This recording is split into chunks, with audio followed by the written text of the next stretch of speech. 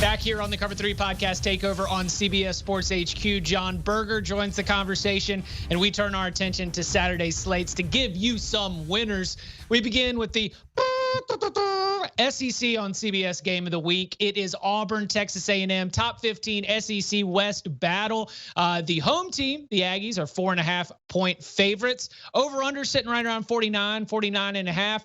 Jon, I'll let you get first crack at this one. What's your play for the Aggies and the Tigers?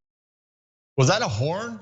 Or what was that, Chip? Was it? It was the glorious trumpets of the SEC on CBS theme song. Oh, that's what it meant to be. I got it. My bad. I'm a little slow today. I need to pick up the pace here.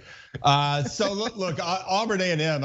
You look at how Vegas has kind of indexed this, and I think you can talk yourself into one of two picks here. And I'm going to go to A&M to cover this number. I'm going to anchor to that position for a couple different things. Number one, I still believe in A&M's consistency and ability to stand up and run the football, which is going to control the clock, i.e. control the game if you get in a jam. They don't have a great passing attack. They're going to have Spiller control that game. The other thing for me, guys, is it's kind of simple. I still don't know what I'm going to get out of Bo Nix on the road. I don't want to belabor the point. I like watching Bo Nix play. When he's on fire and when he's making good decisions with the football, it's great. However, on the road, for every 15 touchdowns he throws 13 interceptions, and that's just a fact. So I don't really know what I'm going to get on the road out of Nix. Like watching him play. Of course, we look at Auburn last week. I think a lot of people, and I missed the Ole Miss pick last week, so I lost that one. I didn't really expect them to be able to line up and win that football game as easy as they did, even though Ole Miss was banged up. But at the end of the day, I'm going to anchor to A&M. I'm going to anchor to them to cover the points. I believe in this defensive football team, especially their back seven. And I'm not sure what I'm going to get out of Bo Nix at the quarterback position. If good Bo Nix shows up, Auburn can get this done. If you look at his track record, and again, the 15-13 ratio, I question that. I'm going to take A&M to cover behind that logic.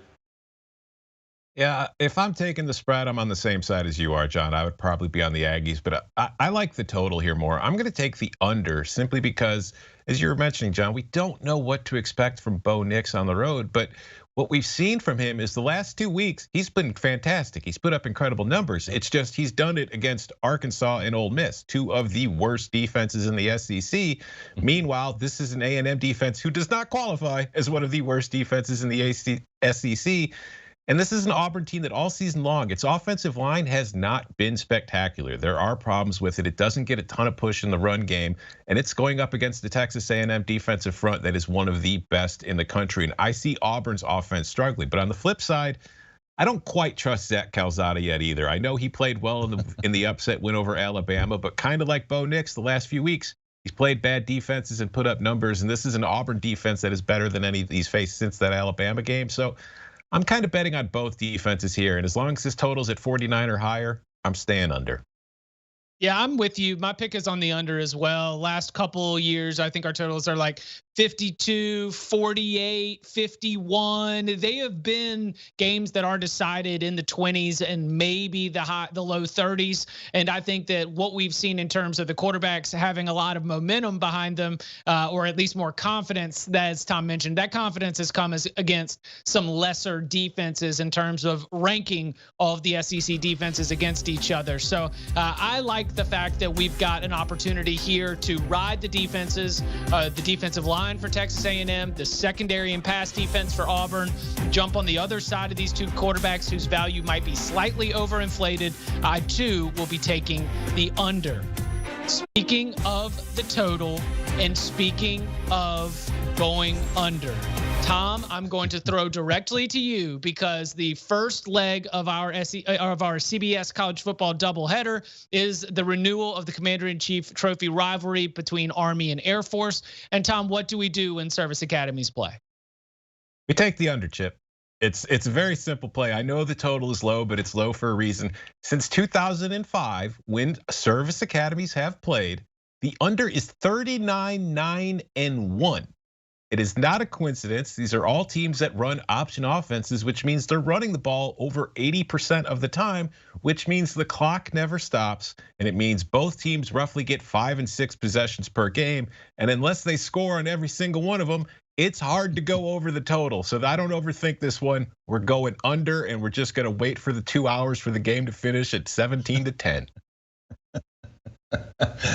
Yeah, I'm not gonna. I echo that opinion. I think this is gonna be one of those games that's gonna be like 7-6, top of the 8th inning. The game's gonna be over in about 40 minutes. So I agree with that. When you look at the way this is gonna unpack and unfold, look, both teams are pretty good defensively.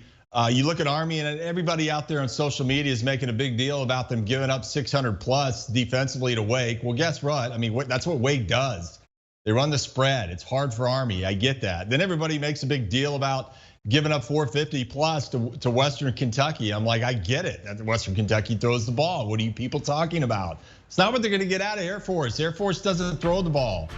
You look at them statistically, they average about 80 yards a game throwing the ball with the 43% accuracy. I agree with Tom, agree with Chip. Make this easier on yourself. Put a little bit of money on it. Take the under. It's only going to take you about 12 minutes to watch the game, and it'll end 8-7, top of the 8th. So there we go. UNITY, UNITY. Drop that confetti. We've got a full Latifa. I am also on the under, 3 in a row. Lock unity on the Army Air Force under. It is a principal play anytime we get the opportunity, and it remains, again, you could watch it 11:30 a.m. Kickoff on CBS, the network of stars, America's most watched network. Okay, let's turn our attention to the Big Ten. Number 3, Michigan State, a narrow 3-point favorite at Purdue. John, this is a tricky spot for the Spartans. How do you think it's going to end up going for Mel Tucker's group? I'm going to roll the dice. We've been green in the account for a while. I'm going to roll the dice. And the reason, and I get all the reasons why. It's good for college football when Michigan State's good. It's good when Michigan's good. All these bigger powers, especially in the Power Conference, I love what they're doing. I think I mentioned to you, Chip and Tom, I gained a lot of respect for this team several weeks ago when they went down into South Florida to play Miami. It was about 300 degrees outside, about 600% humidity. I thought the team was going to fold, pack up, and go home, and they didn't do that. We saw what they did last week against Michigan. This is a team that can control the game. When they get in a jam, they can turn around and hand the football to Walker. He's been phenomenal, has been very consistent, but I'm going to roll the dice here. I think it's a trap spot for Michigan State. They just beat their chief rival. Purdue's been a giant killer. They're at home. You saw what Purdue did against Iowa. So in this situation, I'm going to take Purdue and the points. And furthermore, I'm calling for the upset for Purdue to upset Michigan State at home in this spot. I like it. I'm going to be, again, running theme here. I'm on the under here too. And for me, this is simply because this Michigan State team deserves to be ranked number 3 right now for what it's done this season, who it's beaten, and its record. But it's not the 3rd best team in the country. It kind of reminds me of when Iowa was number 2 not too long ago. It deserved to be there, but it really wasn't the 2nd best team in the country. And while I want to be clear and say Michigan State is a better football team than Iowa, it's still got plenty of flaws. Offensively, it's a home run hitter kind of offense where there's not a lot of consistency from down to down. There's just a lot of explosive plays that help overcome that. But this weekend, they'll be facing a Purdue defense that has been stellar on the season. It is one of the top ranked defenses in both traditional stats and a lot of advanced stats in the country. And I think that the Spartans on the road against this defense will probably have a lot of trouble moving the ball consistently. And I think on the other side, Michigan State, I think defensively they have flaws of their own, particularly in the passing defense, but I don't know if Purdue's really equipped to handle it. So this kind of strikes me as one of those kind of gray, windy, wet Saturdays in the Midwest and the Big Ten that it's going to be an ugly-ish affair, kind of sloppy. I'm staying under. Kenneth Walker has the best chances to win the Heisman Trophy of anybody on the field, but the best player on Saturday might be Purdue wide receiver David Bell. I would not be surprised at all if we see one of those 12, 13 reception, 170 yard, couple touchdown kind of games. And just like we saw when Purdue played Iowa earlier this season, he just takes over. And Michigan State's pass defense is, about middle of the road. It's nothing bad, but I think that it's enough where going up against an elite talent like Bell, he could be a real problem. So I'm also on Purdue plus the points. And of course, if you're going to take +3, might as well jump on that money line too, just to make it a little bit spicier. So Speaking of, but you're not calling for the upset, right, Chip? Let's get clear on your committed position here. Are you calling for the upset or no? Am I the only guy on the set that's doing that? Why don't you explain it right now? Because we're going to upset alert, and I happen to know, John, that your upset alert game is for Michigan State at Purdue. So further explain why 3 isn't enough, why you're taking it all the way there. Yeah, I think this is the spot where, and you mentioned it, the ability for Purdue to get the football downfield, create those explosive plays. Michigan State coming off that big emotional win. Keep in mind, Michigan was favored in that football game. I just think this is a spot where I like what I saw. I never, when I looked at Purdue play Iowa, I never thought in a million years that Purdue was going to be able to outlast Iowa in that situation, given how Iowa was playing defensively in that game. Iowa came in ranked one of the top 3 defenses in the country. So I saw enough out of Purdue when they played Iowa. I just think this situation with Michigan State coming off that emotional win against their #1 rival, walking into Purdue, I think Purdue can create some big plays. I'm going to call for the upset there. On the other side of it, I think one more you might want to take a peek at is Iowa State and Texas. The reason I say that is Texas has gotten the lead. They've given up 3 big second half leads. I just think at some point, I think Texas is going to figure out how to hold a lead. I'm also going to put Iowa State on upset alert as well. I'm going to stick in the Big 12, and speaking of Iowa State, I'm going to go with the team that beat Iowa State last week. I'm putting Oklahoma State on upset alert against West Virginia.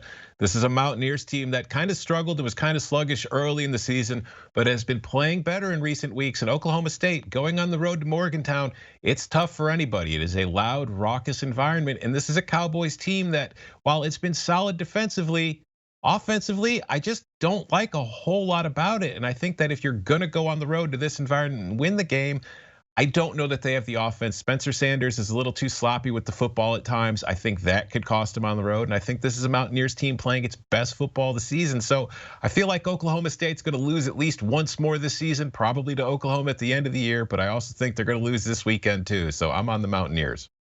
I'm right there with you. West Virginia, man, they got something going. They've got a couple games in a row building some confidence. I think Oklahoma State could be in trouble. Tom, right back to you. Whole board is available. What is your best bet for week 10 in college football?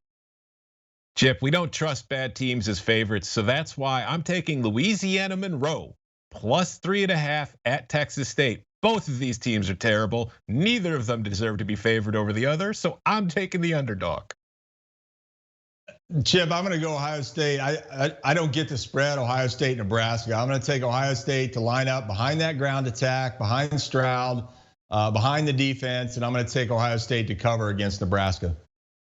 All right, I am going to go really, really weird and really dark here, but Colorado State, Wyoming under is 100% where you need to be because it's gonna be windy in Laramie. The wind will be howling through War Memorial Stadium, and Wyoming and Colorado State are 2 very plodding, methodical teams as well, and so that's why I like that under at 40.5. Our thanks to Jon Berger and Tom Fornelli, and I am Chip Patterson, and you can download the Cover 3 podcast wherever you get your podcasts.